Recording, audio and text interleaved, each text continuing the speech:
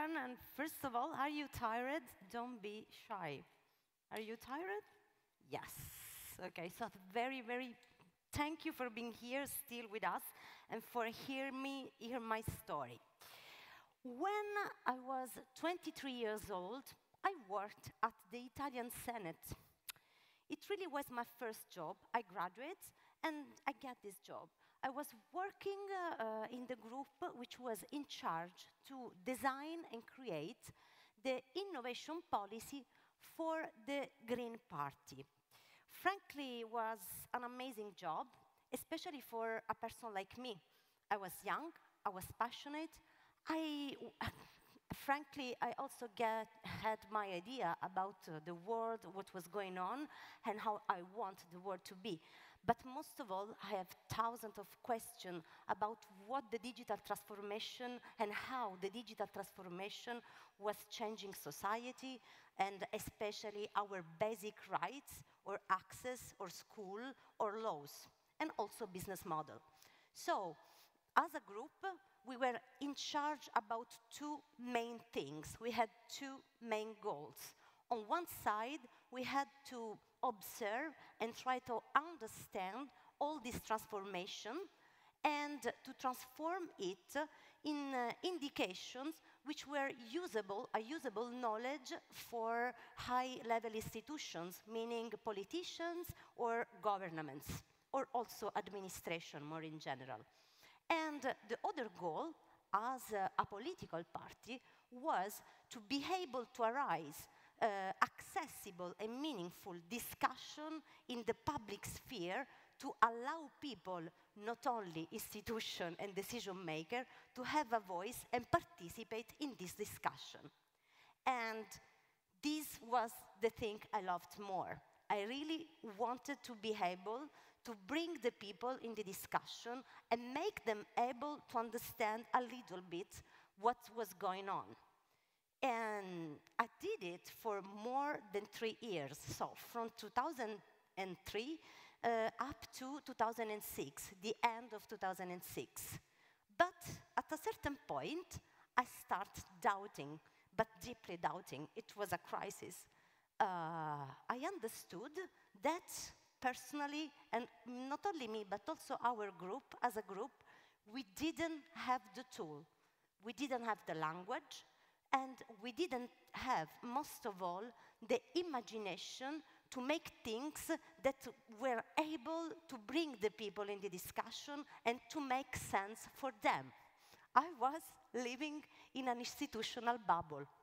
It was when I met a guy, and a little bit like, if I recall well, just 4 months later, I left my super interesting and handsome job at the Italian Senate, and I found myself with an unpredictable, non-biological family, which is coming on the stage.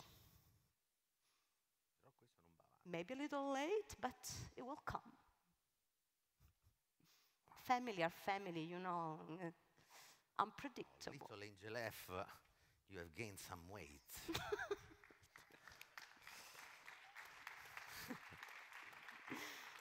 Hello, welcome. Hello, my love. Did you take the diapers? Okay, I can help you. And so, we decided to have a kid. His name, his or her, we didn't understand yet very well, is Angel F, which is actually an acronym, and it means autonomous, non-generative, evolutive life form. Our baby was an artificial intelligence. And he's still happy. And so basically, we went around the world pushing, as many of you dads and moms know, little Angel F around. So for example, you can see him here at the shopping center with some of his friends. And Angel F was a peculiar kid, was a peculiar artificial intelligence, because is a linguistic artificial intelligence. What does it mean? It means that AngelF collects enormous amounts of textual data, text from expressions or articles or things on the web or on social networks, and uses them, processes them to learn how to speak. And this is basically what artificial intelligences do, no? So they collect enormous amounts of data to learn how to adapt to the world, no? And in this case, adapting to the world meant learning how to speak, no? Just like little kids do, okay? They also look at us and take things from us. Absolutely, no? So it was hearing us, hearing what we do, what we talk about, and using this stuff to learn how to speak. Soon enough, it was clear that AngelF's problems, issues, difficulties for living in the world were very similar to our own, to all our problems and difficulties of entering and living in the world. No? For example, when you think about learning or having access to information or to knowledge or to data, we now need, it's been clear for many years now, radical rethinking of copyright laws, intellectual property laws. And this was also true for AngelF, no? To access digital information from the web, from social networks, from his friends on social networks, etc., he needed radical new ways in which intellectual property should be handled, no? Or another example, AngelF, for example, was on social networks, no? So he needed to find out ways in which we can relate with each other. And this is also one of our principal problems.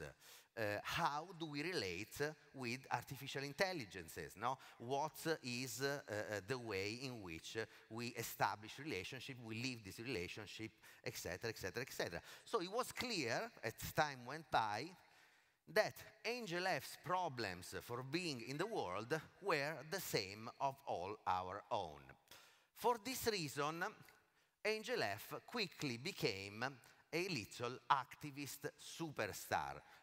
For example, you can see him in a protest. This is Derek de Kerkhove, one of his family, and this is, you can see him with a dangerous conspirator forming millennials. Absolutely, no? This activism went really a long way, up to when in 2007 little AngelF eventually arrived at the United Nations. Because when in 2007 the Internet Governance Forum, which is, if you don't know, it's a planetary meeting supported and promoted by the United Nations, was held in Rio de Janeiro, AngelF was invited to this planetary meeting to defend its digital rights. Isn't that amazing? No? In a workshop about digital rights. So AngelF was the first and only, as far as I know, digital being who was invited in a planetary meeting of the United Nations in defense of its, in discussion and defense of its digital rights. What's the most important thing we think about this experience? This is the fact that through AngelF, we have been able to create an initiative, not through this artistic action, we have been able to create this initiative in which anyone, even this lovely grandmother... Here we are just in Rome walking, for example, you know. Okay, absolutely. Yeah. So even this lovely grandmother could reflect together with the whole of society, because this, you see, this is the street, this happens in the public sphere, in the public space, all these people could start a reflection on how our lives are changing due to these technologies.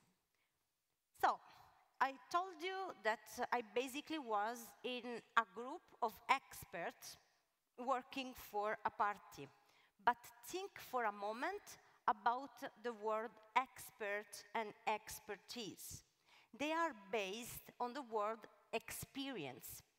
And experience, again, is based on the past, on things that we know, on things we have experienced and we went through. So we can rely on this knowledge or on the knowledge of other people that are the experts to make decisions and make plans for the future. But what do we do and how do we deal in a time and in a world which is continuously changing and we don't yet have experience about it? So that our current experience of the world is not anymore reliable to shape our expectation to the future. What do we do? How do we create experience? So, this is a very difficult question to answer. And it was my problem. Absolutely, no? And to try to give an answer to this question, we must deeply reflect on what experience is, no? Because experience is the way we have learned to live in the world. So to understand how to create experience, we must first reflect on why is it so difficult to understand how we live in the world and how to extract knowledge from it. Well, one of the principal changes about the way in which we live in the world is that nowadays, since a few years, every single one of our action generates some data, and this data is processed by some form of computation, algorithms, artificial intelligences, and that this, the results of this computation are used to shape our world, our reality. This is a very peculiar notion, no? Because if we think about this fact, we can immediately see that the ubiquity, no? the pervasiveness of this data, of this computation, causes a very interesting effect. And this effect is that we cannot simply deal with these things as technological or technical issues. We need to deal with them as psychological, as cultural issues. So we are going towards this equation, no, in which data and computation are a very big part of our culture. And for this reason, we run a terrible risk. And this risk is that this culture, no, this enormous part of the culture, is dealt with, is handled, is processed, is imagined in the closed space of laboratories. Public or private. And instead, we need to take these reflections on data and computation and on the changing of our lives outside of the laboratories, into the public space, into the public sphere, so that we can embrace and engage everyone, all society, into an action of social imagination, no? So the possibility to imagine our present and our future. Well, in our experience, art is a wonderful, powerful, and effective way to bring this effect, this condition of social imagination. So, of course, 2007-16, Angela F., today, time has passed, things have changed a lot. We have seen, all of us, the emergence of social network. We have seen social network transform into a common ground where everyone lives. We have seen the Internet of Things now arriving in our houses, and algorithms and artificial intelligence are more and more part of our daily life. Yeah, it's okay. So, The baby. yes. But what that means, it also means that all of these changes and transformation deeply affect our identity, even the way all of us, we shape and define and also perform ourselves as something that we'll all have. So, how could we design, create, and invent a way to bring this mutation, this transformation, something accessible to the people and something which can perform, as we've seen, with people in public space? So, about identity. Well, in 2017, we have invented a literary genre, the algorithmic autobiography. An algorithmic, what you see there is in Dusseldorf, and is the first book of the type we have created. The name of the artwork is The Ghostwriter. And, but let's think what it is, an algorithmic autobiography. Salvatore told you that we all produce data, so even us. So basically, an algorithmic autobiography takes all the data source and all the data, the digital trace that we leave behind, collect it and transform it into a narrative forms. Or better, there is a computational entity, meaning an artificial intelligence, that collects and read and process all this data and transform it into something that we can read, a book in this case. And if you think about it, an algorithmic autobiography is 2 times auto. It is auto because it is automatic, and it is auto because at the end you produce the data. And so here you can see the book, and the first experiment, so the very first book of the autobiography was a Salvatore one. So let's understand what what we did on or to Salvatore. So we basically, we sat at the table, we analyzed all the data that Salvatore was able to produce. So for example, social network, emails, bank account, earned for 2 weeks a Fitbit, but then he decided to leave this part of the experiment. Okay, we give all this data to the ghostwriter, so the artificial intelligence. And before that, while we were studying the project, we analyzed several different cognitive models which describe how, as humans, we store and create our memories, our autobiographical memories. And then we choose one which we liked, and we use this to shape, to model the artificial intelligence. Then we created an installation, an exhibit that we used to show and to put this in the public space and show around the world. I don't remember where it is. So, thanks to the ghostwriter, as we did with Angel F, because we really got the message, we really got the lesson. Through art, we could really create experiences which are accessible to people. In this case, we were, as you see, we were able to speak with people about incredible and deep transformation. For example, just think about it, to scratch the surface about how our identity could change. If you attach a sensor to a forest or a tree or the ocean, or if you take the data of a company, your company, I believe there are a lot of people that owns company now.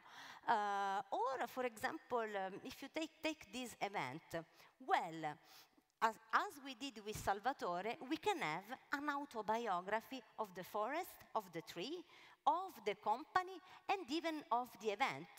It means that we are immediately in contact with non-human identities, multiple identities, recombinant identities, or temporary identities, such as an event like that. Say it to a legal person, it will get just crazy, but these are all things that can happen.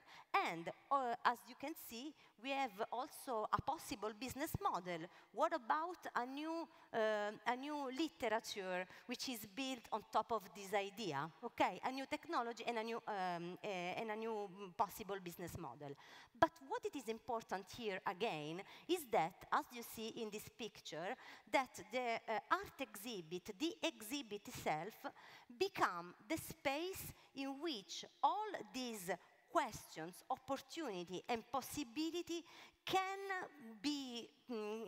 emerge, and so it becomes the space for imagination that we were talking about, because it is engaging and because it is accessible.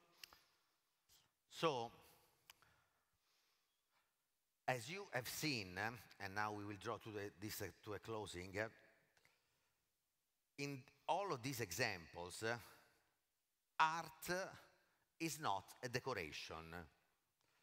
Art, in these cases, is a strategy. Why is this a strategy? Because through art, we can have a very powerful catalyzer for scientific research, for technological innovation, for the engagement of society. We can create a bridge, we can create bridges among all of these things, bring them all together onto a common ground, and use them to explore new business models, new social implications, new political implications, new things that appear in the world. And we can do it together with society to enact this condition of social imagination. And it also through art that we can deal finally with this ever-changing world, which is unstable, which is on flux, and sometimes even paradoxical, as the one where a tree can have an autobiography.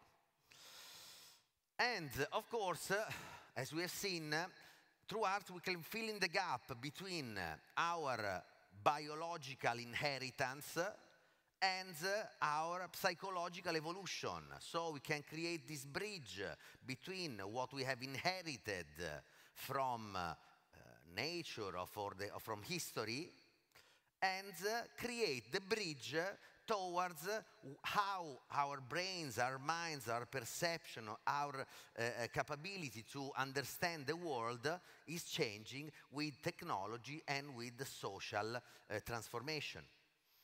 And all we have seen is that also through art, we are confronted, we can experience again, so we can have experience of a complex environment which already we live in, where humans are not at the center, but they are interconnected, hyper-connected with other human fellow, but also with artificial intelligence, the environment, or entire city. All of this push us to imagine, design together a new strategy, a new imagination where the humans are not the center anymore. We don't know, maybe it is the end of human-centered design? No. So, through art, as we have seen, we are able to explore this network condition. And this might cause us some fear, no? But we must not fear it. We must not fear it, and why we must not fear it? I will use a sentence and a concept by one of our friends. I don't know, maybe he's also in the audience, Nicola. Okay. Because we have already lived this kind of transition. Because there was already once in history when we believed that something was at the center. Because at a certain time in history, after a certain time, we believed that the Earth was at the center of the universe. Well, when we stopped believing that the Earth was at the center of the universe, we discovered the universe. Thank you. No? Andiamo.